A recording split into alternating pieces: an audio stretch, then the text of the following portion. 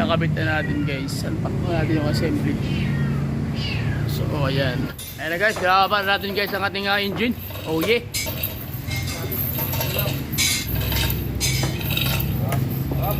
Oh. Tangat.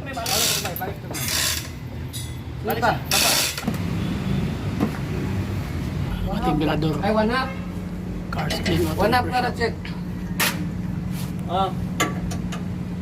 Hindi ka na malahis na. Hindi makapaus. Paano siya titrahin ng step by step, okay? So sige, balik ako guys yung ilalim na part. Pagpalang araw guys, another video na naman tayo about naman sa pag-install tayo ng makina ng 3.2 engine na Ford Ranger. So bago natin simulan guys, papakita ko muna sa inyo kung ano yung paano namin ikinakabit mismo sa kanyang engine bay, yung isang buong unit. Gamit natin yung chain block, okay?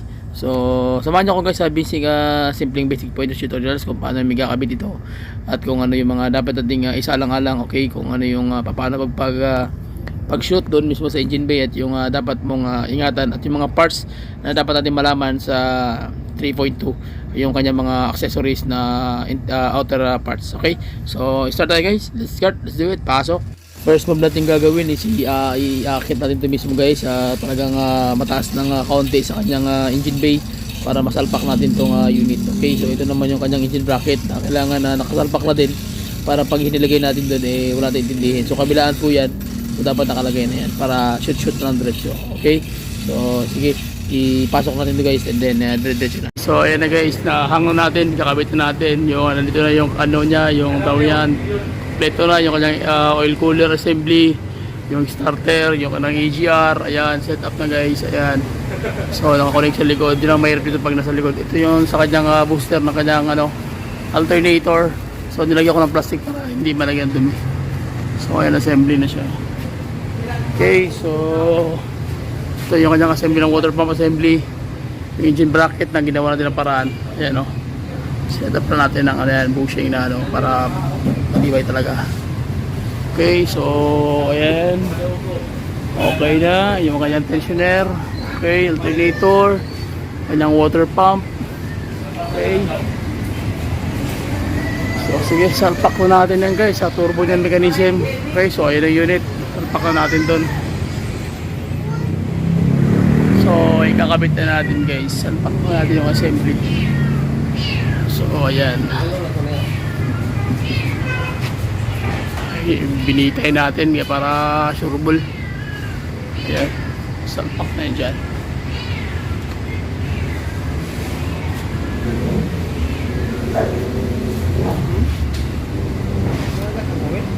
Gagawa natin guys ang ating engine. So ayan na, kabit na natin ito.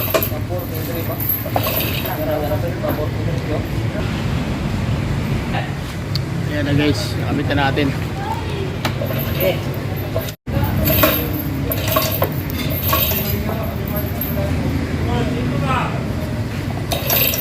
Yara. Kuha na. Oh. Tangat. Balik pa. Magkakabit kayo ng engine mechanism lahat, set assembly guys. Kailangan na silipin nyo talaga na walang sabit, especially mga wiring, mga piping, yung mga possible cause na pwede nga sumabit, especially sensor, dahil mahirap po talaga pagwasan nagkamali kayo dahil talagang masakit sa ulo, okay? So kailangan double check talaga, double ingat para sureball talaga guys yung tira natin, okay? So sige, ayan guys, 3.2. Brad, okay ka lang niya Brad? Okay So ayan na, so nakabit na natin yung engine. So maglalagay na tayo ng mga bracket sa ilalim. Ayan, so check ito yung ilalim guys.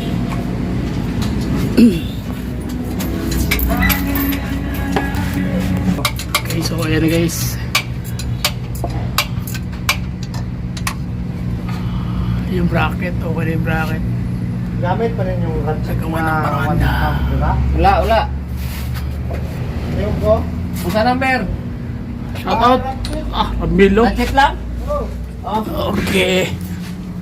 Ayan, malapit ka. Ating bilador. Ay, one up. Cars clean. One up para check. Hindi ka na malahis na. Hindi makapaubos magkapaingon.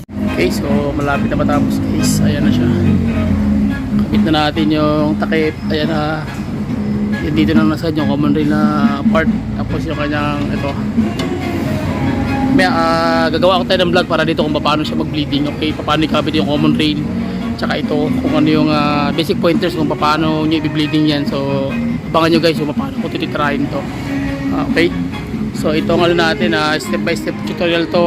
Although mahaba yung video natin, mahalaga makuha nyo yung basic pointers kung paano siya titirahin guys. Malaking tulong na yun sa malaking kagalakan na sa akin yun at tulong para sa inyo kasi madalang talaga yung nagaturo ng mga ganitong mga tawag niyan basic pointers kung paano siya titirahin ng step by step. Okay? So sige, balik ako guys pag makabit na namin to. Sige. So ayan na guys, nakabit na natin yung ibang mga mechanism, yung kanyang accessories. Okay, so turo ko sa inyo yung accessories. Baka ang alam lang kasi ng iba is ang accessories nandun lang yun sa loob ng tawag niya, nasa loob ng unit, sa loob ng ng sasakyan. So ang accessories sa makina is tulad dito, yung tatawag na power steering. Ayan, mechanism guys. Ayan ang power steering. Ayan, accessories yan. Yung kanyang compressor, accessories din yan. Yung kanyang water pump, accessories din yan. Yung alternator, accessories din yan. Tsaka yung ibang mechanism tulad dito, accessories din yan guys. So yan, at yung kanyang turbo. So ayan yung accessories. Yan ang tinatawag na accessories. Okay, so at least ayan, nakita nyo, bubuo na yan. Tapos gakabitan na natin yung common rail. So gagawa ko ng video nyo yun guys, abangan nyo yung paano ko tirahin yung common rail, paano mag-bleeding. Okay, so abangan nyo yan. So ito yung location ng turbo ng 3.2 sa mga baguhan. Ito po yan. So assembly po yan siya, kasama na yung kanyang actuator. So mga nagtatanong sa akin online, ayan po yung location ng turbo na mayroong actuator na built-in. Nasa ilalim po yung kanyang socket niyan. Alternator naman ito, ano lang yan, tawag yan, isang lang ito, tawag yan, isang what we call this, papunta ito sa dashboard, yung kanyang alternator na pin, 1 pin lang ito. So yung positive automatic dito na dadaan yan, ayan, sa malaking wire na to. Tapos yung negative automatic sa body, sa ground, controlled by IC o integrated circuit. Okay, kanyang power steering assembly. So hindi siya APS, ibig sabihin electronic power steering system, kundi siya fluid type. Ayan fluid type yan So ito yung kanyang steering. So 3.2 model na old model ito na Ranger. Yan po yung niya, mechanism. Ito yung kanyang tinatawag na water pump. Ayan. Ito yung tinatawag din na accessories din to guys, yung kanyang water pump. Ayan, mechanism niya. So yung kanyang mismong housing ng thermal assembly, nandito yung banda nakalagay. So assembly yun, pwedeng palitan, pwede rin hindi ang kanyang kuwan. Pero mas maganda, bibili ka ng assembly kasi plastic lang yun. Kung masira, kailangan palitan mo na ng bago, assembly na siya. Natin ngayon yung kanyang yung ilalim na part. So mamaya natin tatapusin tong part na ibabaw, yung itaas. So sa ilalim naman tayo. So check natin guys. Okay, so medyo almost 95% na nakabitan natin yung lahat ng system, pati dito sa dito sa kanyang in between ng kanyang transmission tsaka ng engine. So set up na yan guys, naka-timing na rin yan. Tapos yung engine bracket na repair natin, okay na rin. So ayan, nakakabit na lahat, nahigpit na yung mga bracket niyan, set up na yan. Okay, so gawin natin, magkakabit-kabit na tayo ng mga hoses. Okay, so tara, let's go. Okay, so almost na tayo guys. Abangan nyo yung another basic pointers tutorials ko naman paano magkabit ng mismo kanyang common rail system, yung paano mag-bleed at saka yung mechanism kung paano ko ituturo doon yung tawag niyan, yung fuel filter na magpapalit ka ng fuel filter at saka yung setup nun, and then yung kanyang mismo pag-bleeding ng kanyang return, kung paano yung sinasalpak yung bawat mechanism ng kanyang apat na passage ng kanyang fuel filter. Okay, basic pointers pa rin yun guys, so abangan nyo yun for my next video. Okay, so komenta kayo guys sa aking comment section, tapos reply lang na kayo doon, tawag niyan, tanong lang kayo doon and I will reply. Okay, so please subscribe to YouTube channel. Bye bye and God bless. See you. Okay, okay, okay. Alright, alright, alright. Okay, okay, okay. Alright, alright, alright. Okay.